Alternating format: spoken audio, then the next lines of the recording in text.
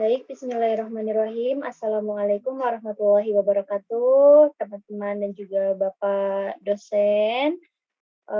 Saya mohon izin untuk mempresentasikan proposal penelitian saya yang berjudul Pengaruh Percaya Diri dan Disiplin Berbahasa pada Peningkatan Maharotul Kalam di dalam kelas.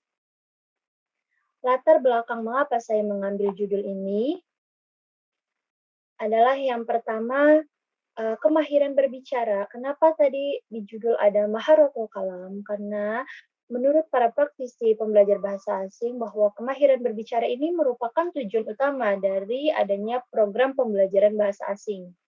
Singkatnya seperti ini, ketika kita mempelajari suatu bahasa, itu tujuan akhirnya itu pasti agar seseorang itu bisa, berbicara dengan bahasa tersebut. Nah, jadi, kemahiran berbicara ini memang merupakan tujuan utama sebenarnya ya dari pembelajaran bahasa asing atau bahasa kedua. Nah, kemudian ketika kita mengatakan, "Wah, seseorang ini mahir nih dalam bahasa Arab." Nah, di situ pasti kita tuh, berpikir gitu bahwa di balik kata mahir di situ bermakna bahwa orang ini tuh aktif, pandai gitu berbicara dalam bahasa Arab, bukan hanya sekedar dia bisa menulis ataupun strukturnya atau memahami gramatikalnya saja, tapi lebih jauh dari itu dia tuh, mudah untuk mengungkapkan ungkapan-ungkapan dalam bahasa Arab. Jadi dia bisa berdialog, berdiskusi dengan bahasa Arab, seperti itu ya. Jadi kalau kita sama ya, sebenarnya kita juga seperti itu ya, tanpa kita sadari kalau kita bilang nih misalkan Anda bule, oh pasti kita berpikir kalau bule itu udah pasti bisa ngomong bahasa Inggris. Jadi di situ titik fokus dari, adanya bahasa asing seperti Inggris, Arab, itu pasti ke pembicaraan gitu, mengucapkan bahasa, tidak hanya sekedar menulis. Nah, kemudian dalam tesisnya Amron di salah satu pondok, dia mengatakan dari hasil penelitiannya itu bahwa keberhasilan peserta didik dalam menguasai maharotul kalam atau kemampuan berbicara dalam bahasa Arab di pondok pesantren yaitu dengan adanya disiplin yang diterapkan. Memang kalau di pondok itu biasanya ada ya dua, dua bulan sekali berbicara bahasa Arab atau bahasa Inggris. Memang ada lingkungannya dan memang, santri-santri di sana juga harus mengucapkan perkataan itu dengan bahasa gitu, kalau enggak nanti ada hukumannya, seperti itu. Nah, Tulus mengaitkan perihal disiplin ini dengan yang pertama adanya aturan, disiplin. Kemudian tidak hanya sekedar aturan, tapi juga adanya kesadaran diri seseorang untuk melakukan, hal disiplin. Nah, karena hal disiplin ini, eee memudahkan kita sebenarnya untuk membiasakan sesuatu yang tadinya itu kita tidak terbiasa, tapi menjadi biasa, karena ada sikap disiplin ini. Nah, kemudian yang ketiga adanya hukuman, kan tadi ada peraturan, kemudian ada kesadaran diri, dan juga ada hukuman bagi orang-orang yang melanggar peraturan tersebut. Tetapi, untuk disiplin ini, peraturannya itu tetap harus mengedukasi, harus memberikan pelajaran yang baik. Nah, penelitian saya juga tidak, berfokuskan kepada disiplin yang hanya sekedar mengikuti peraturan-peraturan saja. Jadi disiplinnya bukan hanya sekedar untuk mengikuti peraturan, tapi kita lihat di sini, nah tetapi harus ada, walaupun kita nih dituntut untuk disiplin, di situ siswa bagaimana caranya dia bisa memiliki, kepercayaan diri yang tinggi dalam menggunakan bahasa Arab. Nah, jadi siswa itu tidak hanya sekedar berbicara di tempat yang disiplin saja, gitu. Jadi semoga saja dengan adanya penelitian ini, nantinya, siswa itu bisa mengucapkan bahasa Arab tidak terbatas pada tempat yang disiplin, tapi dia juga bisa menggunakan, pede, percaya diri gitu, menggunakan bahasa Arab dimanapun karena memang sudah tertanam di dalam dirinya rasa percaya diri untuk menggunakan bahasa Arab itu. Kemudian, rumusan masalahnya ada 3. Yang pertama, bagaimana hubungan sikap percaya diri siswa dalam berbahasa Arab. bagaimana hubungan sikap percaya diri ini, variabel ini, sikap percaya diri dengan kegiatan disiplin berbahasa pada siswa kelas 11 MAN pada siswa kelas 10 MAN 17 Jakarta. Kemudian rumusan masalah yang kedua, bagaimana pengaruh sikap percaya diri ini, kalau tadi dia sikap percaya dirinya ini berpengaruh kepada disiplin berbahasa, kalau yang sekarang sikap percaya diri ini berpengaruh ke peningkatan keterampilan berbicara atau maharatul kalam. Gitu. Terus kemudian yang ketiga, faktor apa yang mendukung dan menghambat? Sekiranya faktor apa saja yang akan mendukung dan menghambat gerakan disiplin berbahasa ini di MAN 17 Jakarta. Nah, fokus penelitiannya di sini ada 3. Yang pertama yaitu percaya diri siswa, yang kedua penerapan disiplin berbahasa, dan yang ketiga tadi faktor pendukung dan penghambat penerapan disiplin berbahasa. Kemudian deskripsi fokusnya. Di sini akan dijelaskan batasannya percaya diri itu seperti apa, batasannya disiplin berbahasa itu seperti apa, dan batasan maharatul kalam dalam penelitian ini seperti apa. Baik, saya mulai dari yang percaya diri.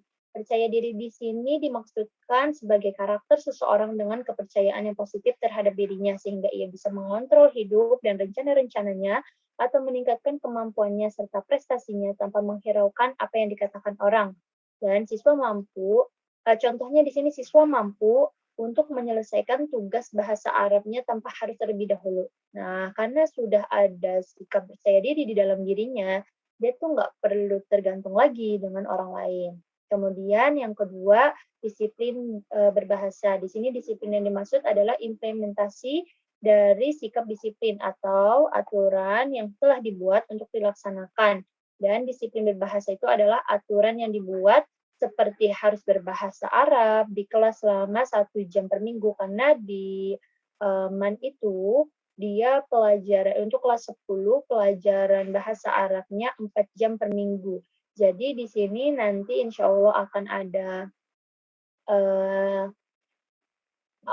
penetapan untuk atau peraturan untuk berbicara bahasa Arab selama 1 jam. Dari 4 jam selama seminggu akan digunakan 1 jam itu untuk secara rutin untuk berbicara bahasa Arab.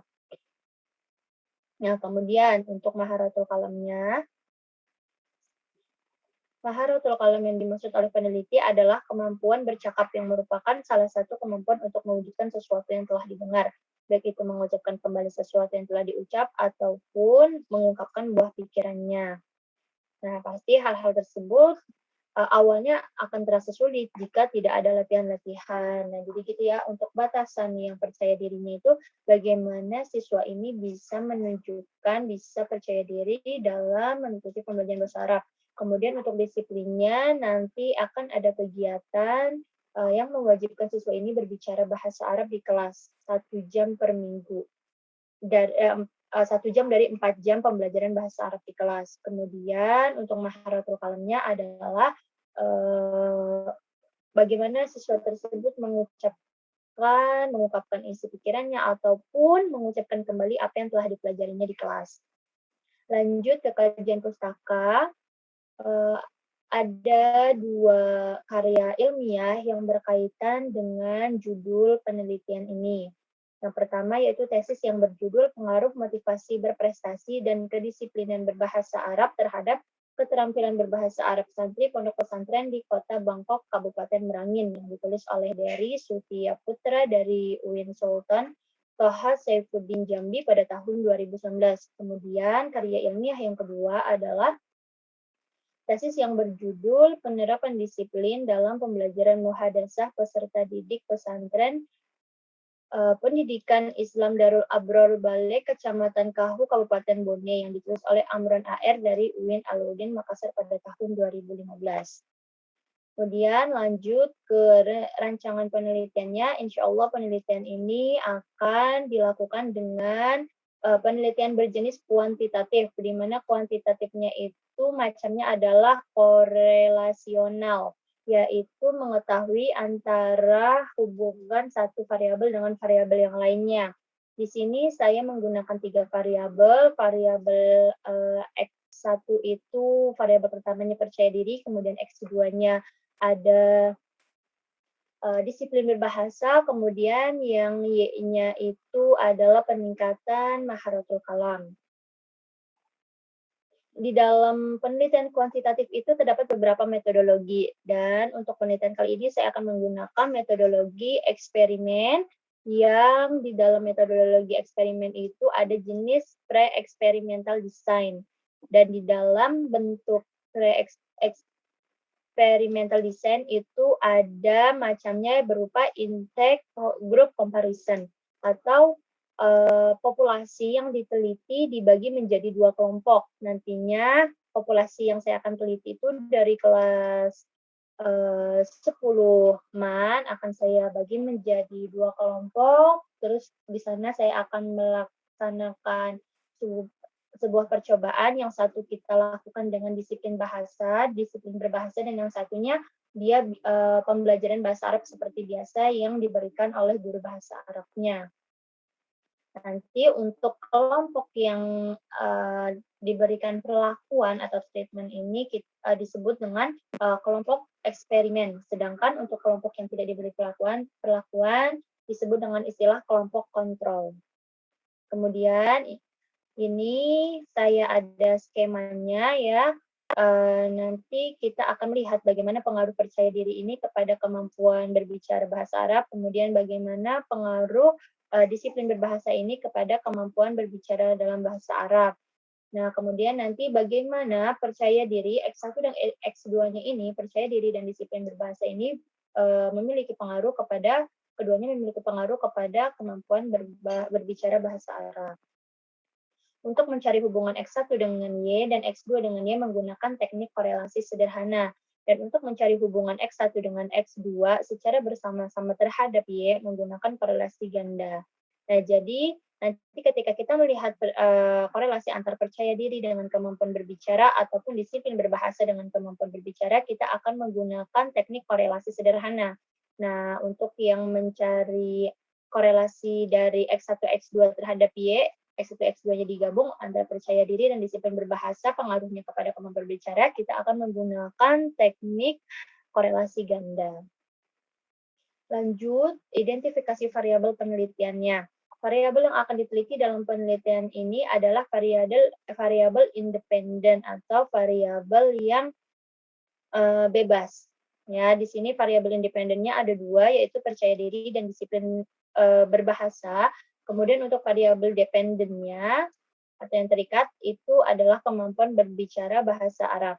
Kemudian untuk populasi dan sampelnya, populasi yang digunakan dalam penelitian ini adalah seluruh siswa kelas 10 1 Man Jakarta yang berjumlah 29 orang, dan karena subjek ini kurang dari 100, maka penelitian ini berbentuk penelitian populasi.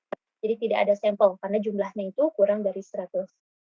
Oke, untuk metode pengumpulan datanya, yang pertama untuk mengetahui kepercayaan diri siswa itu dalam belajar bahasa Arab seperti apa, akan digunakan metode angket. Nanti akan saya sebar angket kepada para siswa, di mana metode angket ini nanti ada isinya itu tentang hal-hal, ada 2 hal. Yang pertama itu yang favorable atau yang memihak, mendukung kepada kepercayaan diri, dan yang satunya lagi itu unfavorable atau tidak memihak kepada kepercayaan diri siswa dalam belajar bahasa Arab. Kemudian selanjutnya ada metode observasi, dan yang terakhir ada metode wawancara untuk mendukung data-data yang nantinya akan diteliti.